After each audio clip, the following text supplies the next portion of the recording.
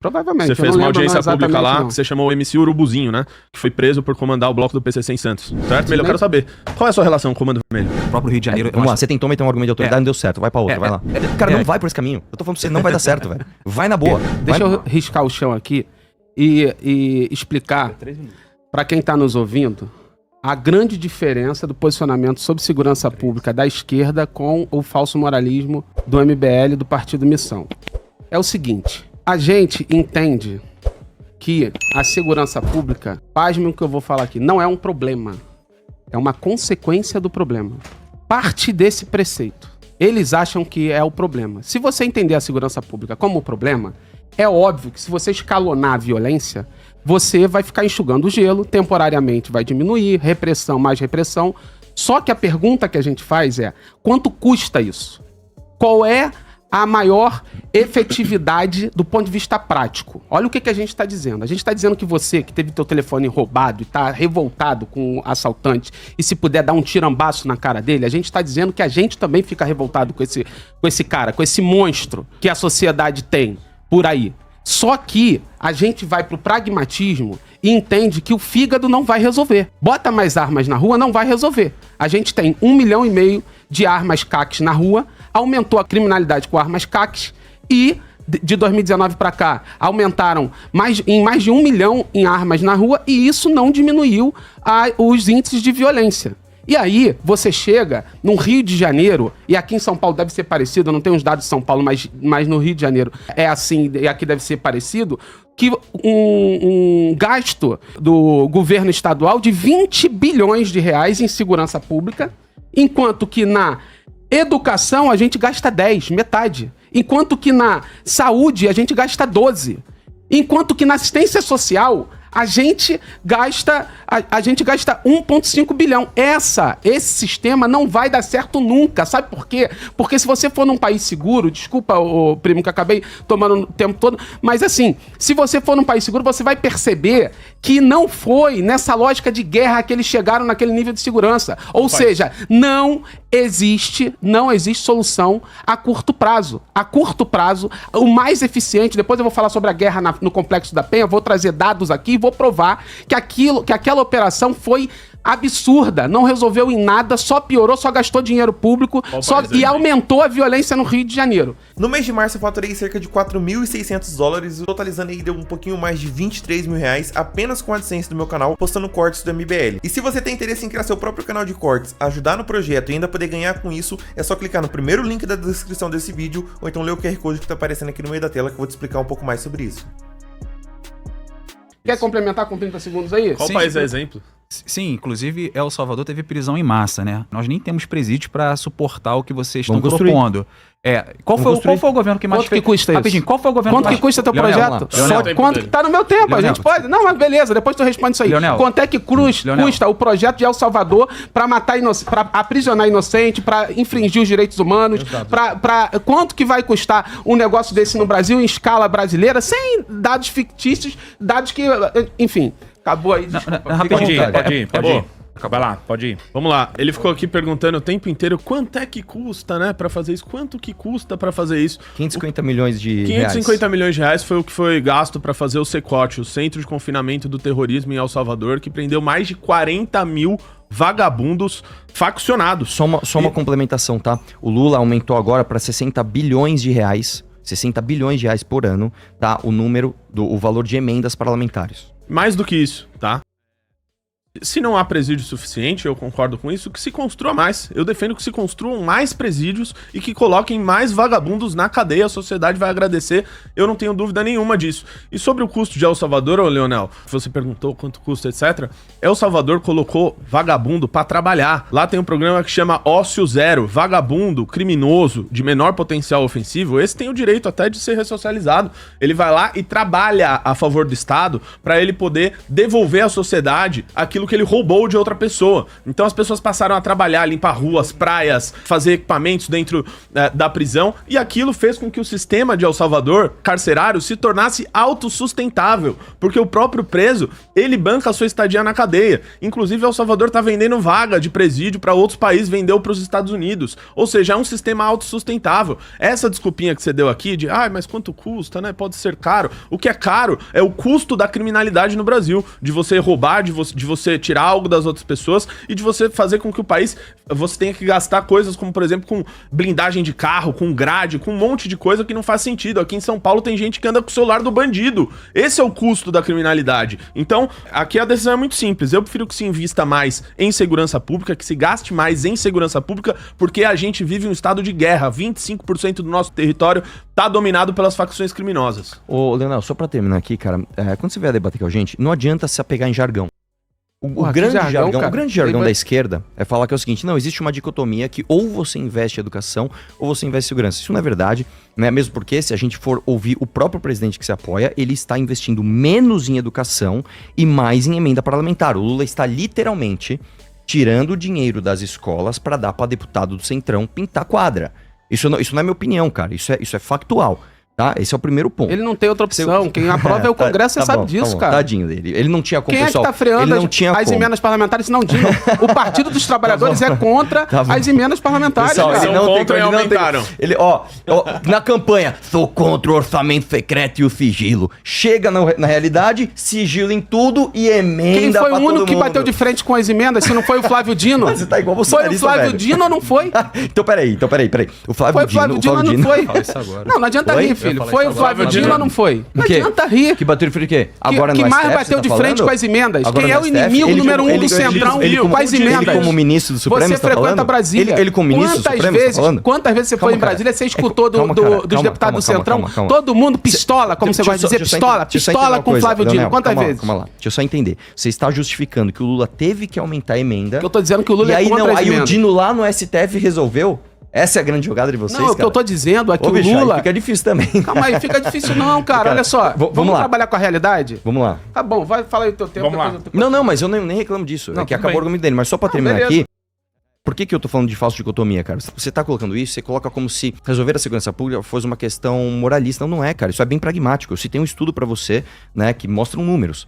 Né? Isso não é, moralmente... Eu não citei os números aqui, cara, não, cara que o gasto... Calma. Quanto é que custa um preso no Brasil? Eu não estou acusando você de ser moralista. Quanto é que custa um preso no Brasil? R$3.000 em média. Calma. R$3.000 em média. R$3.000 você paga um produtor cultural na favela e ele vai tirar muito mais moleque do crime do que você aprisionar e infringir direitos humanos como vocês querem. Não adianta se engatar a segunda marcha. A gente pode gastar menos, então, com o criminoso na cadeia. Não, mas calma. Deixa eu só voltar no centro do argumento que ele quis fugir. Não adianta você engatar a segunda marcha e sair falando de uma coisa que eu não falei. Tudo bem. O que você falou foi, atentamente e você é um moralista, você está trazendo solução moralista. E eu estou refutando o que você está dizendo, mostrando que isso aqui não é uma questão, olha, por causa da moralidade dos bons costumes. Eu estou trazendo números para você. Eu trouxe quanto custou o Secote, eu trouxe quanto o Secote hoje custa, que ele é autossustentável, e trouxe um estudo do Perry Chiquida, que não é de El Salvador, não é de outro país, mostrando pragmaticamente um número. Eu tenho outros números aqui, se você quiser. Né? O estudo do Perry Chiquida é muito claro aqui em São Paulo. A punição faz parte do desincentivo ao crime. É só isso. Vamos lá. Próximo. Agora vocês fazem a pergunta de vocês. Vai lá. 2 minutos. Agora é de vocês. Vai lá. Pergunta aí, manda bala. Perguntar pro Leonel. Pergunta pra mim. O Rafael pode comentar, obviamente. 2 minutos, vai. Leonel, dia 22 de agosto de 2025, você fez um evento na Câmara Municipal do Rio de Janeiro, certo? Provavelmente. Você fez uma audiência pública lá, que você chamou o MC Urubuzinho, né?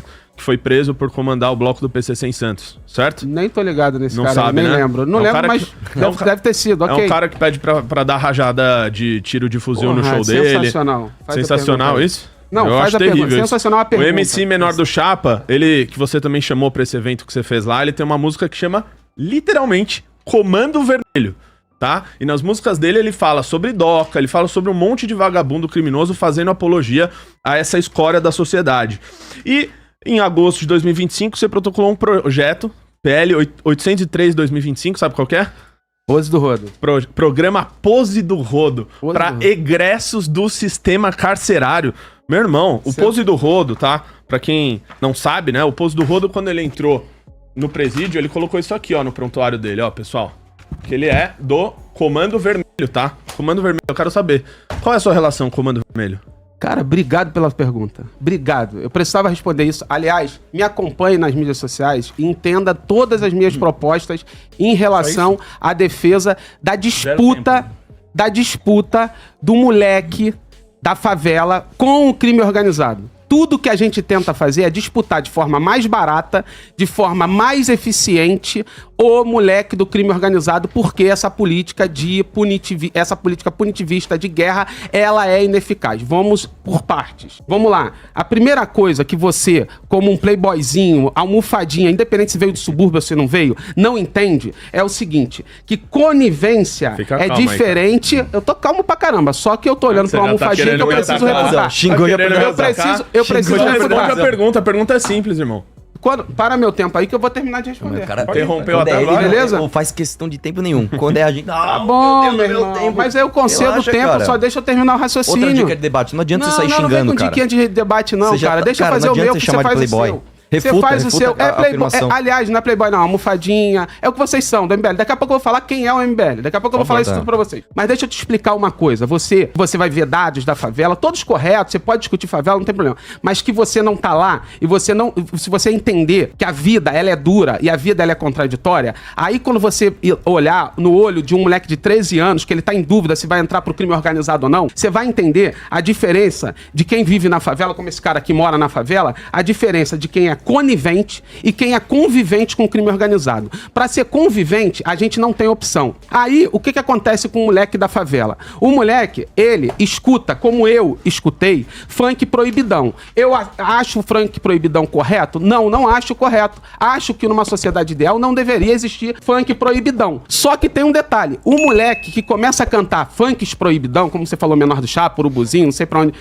todo mundo que você falou aí, esse moleque que canta cantar, ele não é bandido. Ele acaba cantando a própria realidade, uma realidade dura, contraditória. Aí a gente tem que sair desse falso moralismo de você e entender a realidade nua e crua como ela é. Aí ele começa a cantar. Aí o que a gente vira pra esse moleque e fala? A gente vira pra ele e fala que ele é bandido e tenta encarcerar ele, como o delegado fez com o Oruan. O Oruan não era bandido. Se tornou agora, infelizmente. Eu posso falar do Oruan aqui. A mesma coisa é o Pose do Rodo.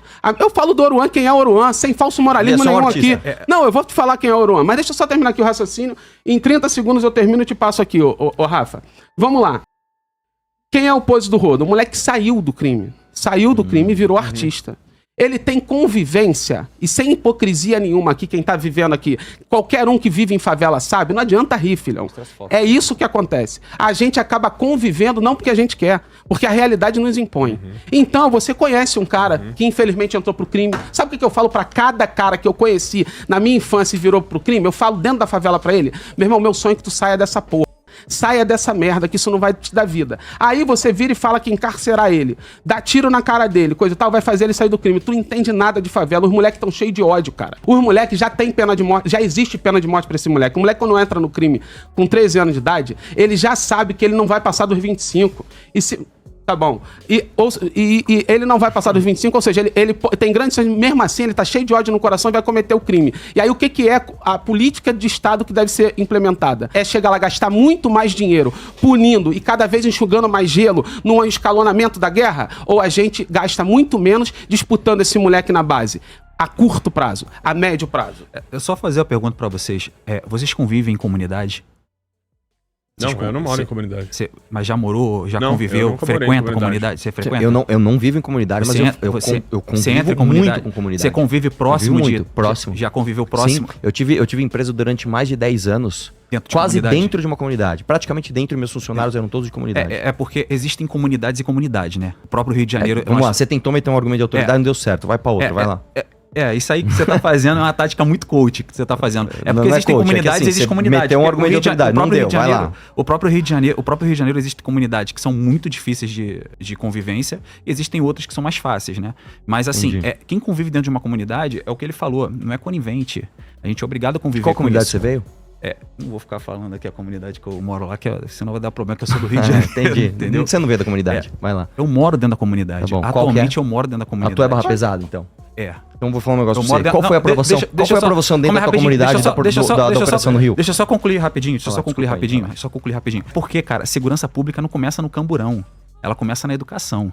Você pega esse mesmo jovem que hoje tá dentro de uma comunidade com uma arma na mão, esse mesmo jovem, se ele nascesse num país que fosse desenvolvido, ele não estaria com uma arma na mão. Vocês concordam comigo, acho que vocês também concordam isso comigo, né? O problema que a esquerda defende é combater a estrutura, que torna esse indivíduo se tornar marginal da sociedade. É esse que é o problema, porque o bandido hoje, ele não Pode tem medo... concluir, Rafael. O bandido hoje, ele não tem medo de aumentar a pena, ele tem medo de ser pego. E, inclusive, no Brasil, infelizmente, a lei da impunidade funciona. Vamos lá. Tempo na tela pra Renato Batista e Arthur Duval. Pra começar, o bandido ele tem medo de aumento de pena, sim. É isso que mostra o estudo do Pério Chiquida com gente que tava com detentos em São Paulo. Os caras falando que se a pena fosse mais alta, eles não teriam cometido Depois de crime, ser pego, inclusive, né? Depois de ser pego, né? inclusive sobre pena de morte, né? Que Mas depois de ser o pego. Leonel falou Essa aqui é a maior que causada que tu existe- contou nesse... A maior, o bandido maior tá preocupado caô lá, quem? desse Aumentou podcast até agora foi isso Ô, aí. João, deixa eu Pode ir, falar pode ir. Tô Desculpa, tentando eu te falar. dou 10 segundos da minha fala depois. Tô tentando falar aqui que o que o Leonel não conta pra vocês é que, segundo a pesquisa Quest, 87% das pessoas nas favelas apoiaram a mega operação que foi feita no Rio de Janeiro. Isso aí você não fala pras pessoas. E aí depois ele disse aqui, o Oruan não era um bandido. Não, o Oruan era um santo, tá, pessoal? Era um santo que subia em cima do palco e fazia apologia ao Comando Vermelho, que pedia liberdade pro bandido do pai dele, Marcinho VP, líder da organização criminosa, né? E depois aqui também defendeu o Pose do Rodo. Ah, e o Pose do Rodo não era. O Pose, ele saiu do crime. Ele tá preso por quê, ô Leonel? Ele tá preso por quê? Porque ele é um criminoso vagabundo e tá preso. Por isso. E sobre pena de morte, sabe pra quem existe pena de morte? Pra esse cara aqui, ó. Sabe quem é? Sabe quem é? Quem é esse cara Sabe aí? quem é? Esse...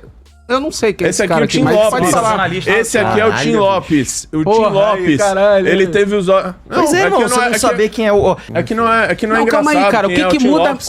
uma vírgula aqui. do meu argumento, Ó, ô deixa eu Arthur? terminar. Cara, você Porque vai ter o seu eu não tempo. reconheci Você vai a ter o foto seu do Tim tempo. Lopes, Você vai ter cara. o seu Você quer tempo. fazer o quê, cara? Você não vai ganhar Você tem debate argumento de assim. autoridade, você não reconhece Daqui a nem o pouco você Lopes, vai mano. vai ter o seu quantas tempo. páginas tem a PEC da Casa do pois é. Caralho. As pessoas Aí, não se tu leram, souber e tá responder, vergonha, ganha o cara. debate. Calma, Puta Beto. que Vai lá, pariu, vai cara. lá. Olha meus Não, argumentos não, aí. eu Bebe te uma falar uma aguinha, coisa. bebe uma aguinha. Eu- Deixa eu é terminar, normal, já tô bebendo eu uma nem tô aguinha, falando muito, o termina aí. Renato tá falando, mas é normal o debate com a gente galera fica gritando, fica xingando. Cara, não vai por esse caminho. Eu tô falando pra você, não vai dar certo, velho. Vai na boa. Vai na boa. Você não reconheceu o Tim Lopes, você tá cheio de autoridade. deixa eu te falar. Porque eu conheço a vivência da favela, mano. Deixa eu te falar, cara. O Tim Lopes, ele teve os olhos perfurados, ele foi colocado dentro de um pneu e botaram fogo nele. Quem mandou cometer esse crime foi o pai do Oruan, que inclusive você foi lá na tua audiência, lá na Câmara do Rio de Janeiro, você deu voz, advogado, a mãe, né? Ô, tadinho do... Eu queria saber, cara, se você... No dia 18 de agosto de 2025, a Esther Barroso Santos, ela foi espancada até a morte, né? Pelo Bruno Silva Loureiro, que era o conhecido como coronel, né? Chefe do Muquiço. Eu queria saber se você ia lá, se você foi lá chorar junto com essas pessoas que foram vítimas do crime organizado. Eu posso citar 1 milhão de casos aqui. Ou se você só faz isso quando a polícia mata vagabundo faccionado que tava de metralhadora na mata, combatendo a polícia. Você fez do outro lado? Não, né? Você só faz pra esse lado. Então por isso que a minha pergunta é que tu não respondeu, velho. Como que você só faz audiência pública pra homenagear vagabundo faccionado dentro da Câmara Municipal do Rio de Janeiro? Você já fez alguma coisa aqui pra vítima, que foi pra gente que foi vítima do Comando Vermelho, das facções, do PCC? Não, você chama a gente que foi presa por apologia à facção criminosa pra falar do teu ladinho como se fosse inocente anjinho, cara.